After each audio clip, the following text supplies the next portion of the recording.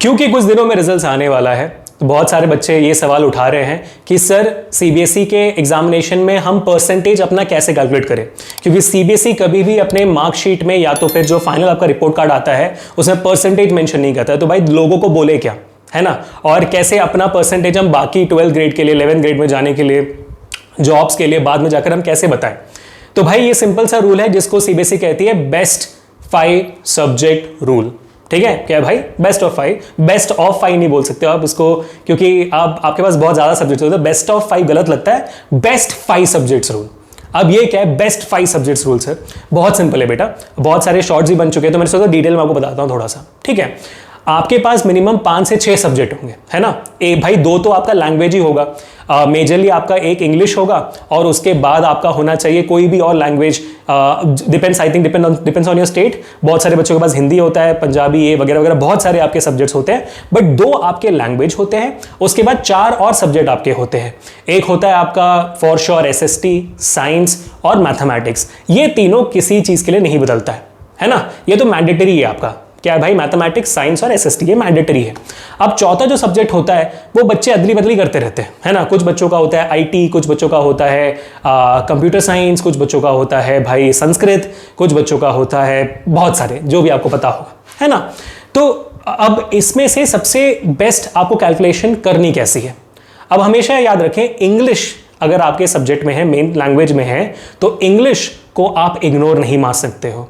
अगर सब में मान लो इंग्लिश में आपको आए हुए हैं आउट ऑफ 100 मार्क्स में कैलकुलेट करते हैं ताकि आपको आइडिया रहे, तो 100 में इंग्लिश में आपको 80 और साइंस में 90 और मान लो एसएसटी में 90 और आपके मैथमेटिक्स में 95 और संस्कृत में या तो फिर आईटी में आपके आए हुए हैं क्या कहते हैं 96, मान लो ऐसे आए हुए हैं। ठीक है, तो इसमें इंग्लिश में आपको सबसे कम मार्क्स मिले हैं, फिर भी आप इसको इग्नोर नहीं कर सकते हो, आपको उसको इंक्लूड करना पड़ेगा अपने परसेंटेज कैलकुलेशन में।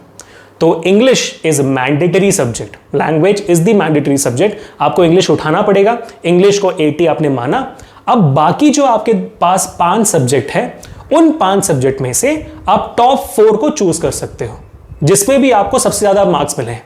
ठीक है, जैसा आपको आईटी संस्कृत में जैसे 96 मिला, आपको उठा लिया आपने। एसएसटी साइंस में आपको 90 मिला और मैथ्स में आपको सबसे कम जो आपको मिला उसको आप साइड में रख सकते हो, बाकी 4 सब्जेक्ट्स को उठा सकते हो। अब ये जो आपके 5 सब्जेक्ट्स आपने टॉप उठा लिए हैं, इनमें से आप अपना परसेंटेज कैलकुलेट करो। अब इसके आगे परसेंटेज कैसे कैलकुलेट करते हो, आई होप मुझे आपको बताने की जरूरत नहीं है ना, ये तो आप कर ही लोगे, है ना बेटा। मतलब डिवाइड बाय 500 इंटू 100% हो गया ना, तो क्लियर है ना, ये ऐसे होता है। तो इसलिए मैं क्या नहीं कर सकता था कि बेस्ट ऑफ 5, बेस्ट ऑफ 5 का मतलब होता है 5 सब्जेक्ट में से बेस्ट, वो नहीं है ना, बेस्ट 5 सब्जेक्ट उठा रहे हो, 5 सब्जेक्ट्स में से ही, इतने सारे सब्जेक्ट्स में से आप 5 उठा रहे हो। ठीक है, तो याद रखना इंग्लिश मैंडेटरी है, बाकी सब्जेक्ट्स में से आप टॉप चूज कर सकते हो। तो ऐसे आपका परसेंटेज कैलकुलेट होगा और आप दूसरों को बता पाओगे कि भाई ये मेरा परसेंटेज है। ठीक है, और अगर आपके पास इससे ज्यादा इंफॉर्मेशन है तो भाई प्लीज क्या करते हैं, गिव मी दैट इंफॉर्मेशन, मुझे भी थोड़ा ज्ञान दो and let me know in the comment section. ठीक है बेटा, तो आई होप आपको क्लैरिटी मिल चुकी है। मिलते हैं नेक्स्ट सेशन में। Until this Abhishek signing off, please make sure to hit the like button and share this video to everyone whoever have this confusion. Cool.